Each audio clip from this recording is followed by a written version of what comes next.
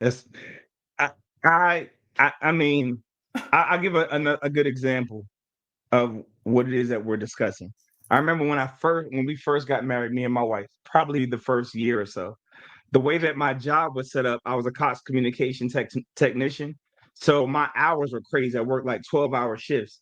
But if I had downtime, I could sneak into the barber shop and get a haircut.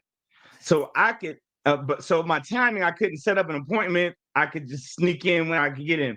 So there was times where I left the house looking like a wolf. All right. I mean, shabby beard, everything, hair. I looked crazy leaving the house, right? But then I had downtime and I was able to sneak into the barbershop, get cleaned up, get my beard groomed, my hair cut or what have you, get a nice line and everything. And then I would come home, and my wife never noticed that I had a haircut. Oh, She would never notice that I had a haircut. Now I pay attention to detail. I see everything. I'm going to notice what's going on. So I projected that thought process on my wife, and it went for about 6 to 7 months, and I was upset. So finally, I got upset enough to say, "Hey, you know what? How can you say you love a person that when I leave the house, I look like a whole wolf, and I come back looking like a human being?"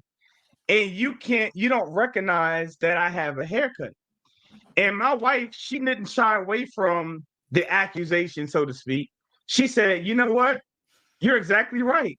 I never noticed when you get a haircut." She said, "But I have a question that I want to ask you." I said, "What's that?" She said, "When you don't have a haircut, does sex get less?"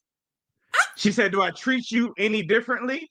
oh, She said, "And when you do get a haircut, do you get more sex? Do you get more attention or what have you?" I said, "No." She said, "Because that's not how I see you." yes. She said, "I see you. I'm into you. It doesn't change when you get a haircut or get cleaned up or not. I'm into you."